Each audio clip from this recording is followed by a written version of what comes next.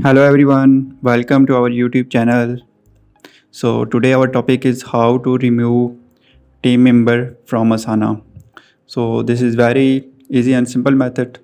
You will follow all these steps to completely remove the members from your team. So now we are going to start our topic. So first of all, you can see all the options are available here. So you can see this is our project YouTube automation.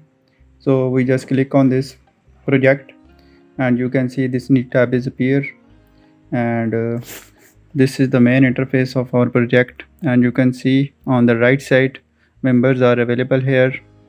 So just click on this, and now all the list is available here. We will just click on the relevant member you want to remove. Just click here and now press on remove from project.